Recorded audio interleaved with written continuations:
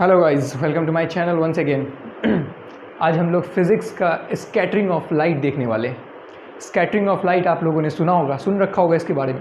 Light जब बिखरती है, स्कैटर्ड करती है, तो उसको हम लोग स्कैटरिंग ऑफ लाइट कहते हैं। ये एक बहुत ही इंटरेस्टिंग फेनोमेना है, बहुत ज़्यादा इंटरेस्टिंग फेनोमेना है। इस फेनोमेना के कारण हम लोगों को नेचर इतना खूबसूरत दिखता है। जब सूरज सनसेट होता है, जब सनराइज़ होता है, और जब आफ्टरनून में सन हम लोगों के सर के बिल्कुल ठीक ऊपर होता है, इन सारे जो नेचर में जो हम लोगों को खूबसूरतियाँ दिखती है सन की वजह से, जो स्कैटरिंग ऑफ लाइट होता है, वो इसी प्रोसेस के कारण होता है जो आज हम लोग पढ़ने वाले हैं। Today we are going to clear this topic. This is a very interesting topic, so let's begin. आज हम लोग स्टार्ट करेंगे स्कैटरिंग ऑफ लाइट। क्लास 12 के लिए बेसिकली ये 10 और 12 का ये कॉन्सेप्ट है, लेकिन आप सभी को काम आ सकता है, क्योंकि science is a very very interesting subject. अगर आप इंटरेस्ट लेना चाहेंगे तो क्लास 7 से ही साइंस शुरू हो जाता है। बेसिकली फिजिक्स क्लास 8 से स्टार्ट होता है, याद रखना। और क्लास 8 में हम लोगों का ये टॉपिक है स्कैटरिंग ऑफ लाइट। मैं CBSE बोर्ड के बच्चों की बात कर रहा हूँ। तो ये जो स्कैटरिंग ऑफ लाइट है, ये बहुत ही इंटरेस्टिंग चैप्टर है अगर आप इसे समझ करके पढ़ो। और मैं यहाँ किस काम के लिए हूँ? मैं आपको यहाँ हूँ समझाने के लिए। ये जो डायग्राम आप बोर्ड पे बेसिकली देख रहे हो, ये क्या चीज़ शो कर रहा है? ये रिप्रेजेंट कर रहा है, यहाँ पे सन होराइजन के नियर है, यहाँ पे भी सन होराइजन के नियर है। अब इसमें स्कैटरिंग ऑफ लाइट होता है। इसमें मैं आप लोगों को समझाऊंगा। आप लोगों ने देखा होगा कि जब सनसेट होता है और सनराइज होता है, तो आप लोगों को देखने को मिलता होगा कि बिल्कुल स्काई रेड कलर से ढक जाता है, बिल्कुल लाल रंग आसमानों पर छा जाता है। और जब 12 बजता है, दिन के 12 बजे, जब दोपहर का वक्त होता है, तो सन हम लोगों के बिल्कुल सर के ऊपर होता है, और उस टाइम में बिल्कुल वाइट लाइट से क्रिएट होता है। आप लोगों ने सन को देखा होगा कि वो बिल्कुल वाइट लाइट आपको देता है, और इन्वायरमेंट पूरा वाइटिश रहता है उस टाइम में, और आसमान जो स्काई होता है बिल्कुल ब्लू कलर का होता है। तो व्हाट इज़ द काउज? ठीक है, इन सारे फेनोमेना के पीछे क्या चीज़ है, क्या रीज़न है? The reason is simple, scattering of light is the process. ठीक है, जिसके कारण ये सारा फेनोमेना आपको देखने को मिलता है। अब हम लोग देखते हैं कि स्कैटरिंग ऑफ लाइट जो हम लोगों का होता है, वो वर्क कैसे करता है, काम कैसे करता है। सबसे पहली नंबर चीज़, आपको जो लाइट दिखता है, हम लोग को सबसे पहले ये समझना पड़ेगा कि लाइट होता क्या है, क्योंकि ये सारा खेल तो लाइट का है, रोशनी का है। हम लोग को देखना पड़ेगा कि लाइट आखिर क्या होता है। द लाइट अगर इंग्लिश में डिफाइन करूँ, साइंटिफिक टर्म में, अगर आपको एग्जाम में लिखना होगा, तो आप लाइट को कैसे डिफाइन करोगे? आपको डिफाइन करना पड़ेगा लाइट को। तो light help us to see the objects. ये बिल्कुल मैं सिंपल में बता रहा हूँ, मैं कोई रटे रटाई डेफिनेशन की तरफ नहीं जाता, क्योंकि ये मेरा प्रोसेस है पढ़ाने का, कि मैं बिल्कुल रटे रटाई चीज़ों को बिल्कुल नहीं मानता। आपके ब्रेन में जो सीक्रेट होता है, that is your valuable knowledge. आपका वही नॉलेज है, और आप लोगों को वही पढ़ना है। मैं चाहता हूँ कि मेरे स्टूडेंट्स जितने सारे हों, वो ब्रेन से पढ़े, ना कि बुक से। बुक में हर कुछ लिखा हुआ है, मैं मानता हूँ, बुक से पढ़ करके आप बिल्कुल एग्जाम क्लियर कर सकते हो, बट आपका नॉलेज जो होगा बिल्कुल कुछ नहीं होगा अगर आप रट करके पढ़ते हो। तो बुक का यूज़ आप करो खुद को नॉलेज प्रोवाइड करने के लिए, दैट्स इट। तो जो स्कैटरिंग ऑफ लाइट होता है, सबसे पहले लाइट के बारे में हम लोग जान लेते हैं। लाइट 700 नैनोमीटर तक लास्ट होता है। ये जो विजिबल पार्ट होता है, spectrum, the visible part of the electromagnetic spectrum ranges from 400 nanometer to 700 nanometer is called light. यही लाइट है, और इसके अलावा लाइट कुछ नहीं है।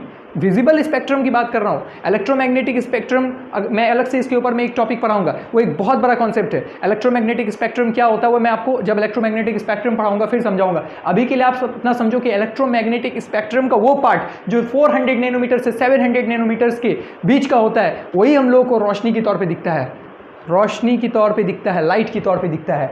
और वो जो पार्ट होता है मैं आपको दिखाता हूँ। आप लोगों ने सुन रखा होगा, बचपन से पढ़ते हुए आ रहे हैं, कि हम लोगों का जो रेनबो है, जो नेचर में स्काई में क्रिएट होता है, और जो सन है, वो बेसिकली 7 कलर्स का वो लाइट आता है हम लोग की तरफ, लेकिन उसमें से सिर्फ 2 या 3 कलर्स ही विजिबल होता है। उसका भी जो रीज़न है वो यही नैनोमीटर है। लाइट आप समझ गए। और लाइट की स्पीड, कोई पूछेगा आपसे what is the speed of light, light अगर पढ़ रहे हैं हम लोग तो उनको पता होना चाहिए लाइट का स्पीड क्या होता है। लाइट का स्पीड सबको पता है, जिनको नहीं पता वो यहाँ नोट कर लो। लाइट का जो स्पीड होता है वो 3 multiplied 10 to the power 8 kilometer per second होता है। ओके, यानी कि 3 lakh kilometer per second. Simple language में 3 लाख किलोमीटर पर सेकेंड, ये लाइट की स्पीड है, this is the speed of light. Albert Einstein ने पहले ही कैलकुलेट करके दिखा दिया था कि स्पीड ऑफ लाइट क्या होता है। अब हम लोग बेसिकली यहाँ पढ़ रहे हैं तो स्कैटरिंग ऑफ लाइट में अब नैनोमीटर क्या होता है, ये भी एक सवाल आना चाहिए। ये एक बहुत बड़ा क्वेश्चन है कि what do you mean by nanometer, अगर कोई पूछ दे नैनोमीटर क्या होता है, ये जो आप पढ़ रहे हैं कि हाँ ये नैनोमीटर लगा हुआ है। नैनोमीटर एक स्केल है, बहुत ही छोटा नैनो स्केल है, ठीक है। आप नैनो के बारे में सुनेंगे, जो बहुत ज़्यादा छोटा से छोटा चीज़ डिनोट किया जाता है उसको नैनो और माइक्रोमीटर्स में डिनोट किया जाता है। तो 1 nanometer equal to how many meters, ये क्वेश्चन आ सकता है, this can be the question. तो आपको हमेशा याद रखना है, ये कन्वर्जन याद रखना है कि क्या कन्वर्जन है इसका। 1 नैनोमीटर, अगर कोई आपसे पूछेगा 1 nanometer equal to how many meters, ठीक है, हाउ मेनी मीटर्स, तो आप क्या आंसर करोगे उसको, आप आंसर इस तरह से करोगे। अगर आप simply 1 multiplied 10 to the power -9 meter is equal to 1 nanometer, ये आपका क्या है 1 नैनोमीटर, सॉरी 1 नैनोमीटर है, ठीक है, 1 nm है, nm इज इक्वल टू इतना। 1 nanometer 1 multiplied 10 to the power -9 meter है। अब ये कितना बड़ा नंबर होता है, क्या आपको कुछ इमेजिनेशन है, कुछ अंदाजा है कितना बड़ा नंबर होता है। ये नंबर अगर हम लोग इसके आगे 0 लगा दे, जो -9 डिनोट किया गया वो 0 है, बेसिकली वो कुछ इस तरह का होगा 1 2 3 4 5 6 7 8 9, दिस इज 1 नैनोमीटर, ठीक है। ये नैनोमीटर का जो बेसिक वैल्यू है ये है, समझे। ये आपको ये नैनोमीटर, इतना मीटर्स का ये नंबर है, इतना बड़ा ये नंबर है जिसको हम लोग कहते हैं 1 नैनोमीटर में। अगर कोई पूछे कितना मीटर होगा तो आपको बोलना है ये 1 मीटर, ठीक है, इतना मीटर होगा। 1 multiplied 10 to the power -9 meter, okay, is equal to 1 nanometer. तो ये है नैनोमीटर का हिसाब, ये नैनोमीटर का स्केल है। तो अब आप समझ सकते हो कि ये कितना बड़ा नंबर है, ठीक है, how big this number is. तो ये बहुत ही बड़ा नंबर है, इस चीज़ को हम लोग याद रखना है। अब जो नैनोमीटर में और भी जो डिफरेंट टाइप्स ऑफ लाइट्स होते हैं, उसका जो वेवलेंथ होता है वो अलग अलग वेवलेंथ का डिफरेंट लाइट्स होता है। कैसे आप जानते होंगे, VIBGYOR, ये आपको बेसिकली पता होना चाहिए, आई थिंक पता होगा। V for violet, I for indigo, B for blue, G for green, Y for yellow, O for orange and R for red. तो यही है electromagnetic visible part of the electromagnetic spectrum. मैंने क्या बताया था आपको, रेंजेस फ्रॉम 400 नैनोमीटर। तो violet obviously 400 nanometers का होगा। इसका जो वेवलेंथ होगा, वेवलेंथ मतलब क्या, ये जब ग्राफ बनाते हैं ये इस तरह का वेव बनता है, इसकी जो लेंथ होगी, इसकी जो लंबाई होगी, हर एक चीज़ वेव में ट्रैवल करता है, जो ये वेव में ट्रैवल करेगा ये 400 नैनोमीटर्स का होगा। नेक्स्ट है इंडिगो। इंडिगो का जो नैनोमीटर होता है उसको अगर हम लोग निकालेंगे 445 नैनोमीटर। ब्लू का कितना होता है 400, ब्लू का जो 450 nanometers, okay 450। Green 550 nanometers. Orange का 580 नैनोमीटर, ऑरेंज का 600 नैनोमीटर, रेड का 700 nanometers. This is the visible part of the electromagnetic spectrum, जिसको हम लोग कलर्स के नाम से जाते हैं। ये डिफरेंट टाइप्स का कलर है। Is that clear?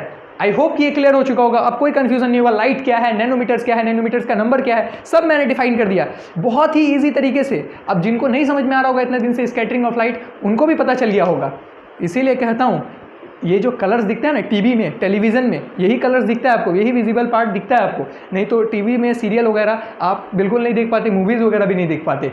इसीलिए मैं कहता हूँ साइंस बहुत इंटरेस्टिंग सब्जेक्ट है। साइंस में दिल लगाओ, साइंस में दिमाग लगाओ, साइंस को अच्छे से पढ़ो, ओके। और बहुत सारे लोग, मैं क्या कहूँ, बहुत लोगों को ये आजकल एक लत लगी हुई है। बहुत लोग देख रहे हैं ये रिश्ता क्या कहलाता है। अरे भाई ये रिश्ता कुछ नहीं कहलाता, जब तक पढ़ाई वढ़ाई नहीं होता है ना, ये रिश्ता कुछ भी नहीं कहलाता। तो इसलिए इधर ध्यान दो, इधर पढ़ाई करो और इस चीज़ को आप बेसिकली क्लियर करो। ये है सारा स्कैटरिंग ऑफ लाइट, ये सारा स्कैटरिंग ऑफ लाइट का प्रोसेस है। अब ये जो डायग्राम मैंने बनाया है, ये किस लिए इस डायग्राम को मैंने बनाया है, इस डायग्राम को बनाने का क्या रीज़न है, इस डायग्राम को बनाने का भी रीज़न है। ये क्या है, ये होराइजन है, ये क्या है, होराइजन यानी कि अर्थ का सरफेस है, ओके। आप देखते होगे जब सनसेट होता है तो बिल्कुल नीचे चला जाता है सन, बिल्कुल होराइजन पे चला जाता है। अब जब होराइजन पे होता है या सनराइज होता है तब भी सन होराइजन से ही निकलता है। अब ये जो सन है ना, ये तो इसमें तो 7 कलर्स हैं, हम लोग पता है हम लोगों को, ये 7 कलर्स सन में होते हैं। तो जब ये नियर होराइजन होता है, ओके, नियर होराइजन, जब ये नियर होराइजन होता है, यहाँ पे भी नियर होराइजन है, मतलब कि बिल्कुल क्षितिज के करीब, ओके।